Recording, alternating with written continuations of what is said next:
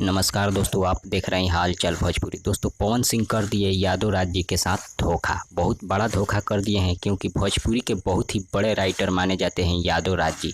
अगर बात करें हिंदी गाने लिखने का भोजपुरी में, तो सबसे बड़ा नाम आता है यादव राज जी का, जो कि हिंदी गानों का शुरुआत किए थे यादव राज ही ने। और उनके साथ बहुत बड़ा पवन सिंह धोखा कर दिए हैं। आपको बता दें, पवन सिंह का आज एक फिल्म रिलीज किया गया है, जिस फिल्म का नाम है हम है राही प्यार के। जी हाँ दोस्तों, हम है राही प्यार के।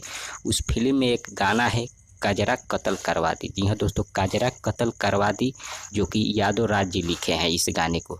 लेकिन उस फिल्म का जो ट्रेलर रिलीज किया गया है, उसमें यादव राज जी का नाम नहीं दिया गया है, जो कि एक बहुत बड़ा गलती मान सकते हैं पवन जी का और कंपनी का, क्योंकि इतने बड़े राइटर होते हुए यादव राज जी का नाम उसमें नहीं दिया गया है। अब इसके बारे में आप सबका क्या राय है यादव राज के बारे में, कमेंट के जरिए हमें ज़रूर बताइए। मिलते हैं अगले वीडियो में अगले न्यूज के साथ। धन्यवाद।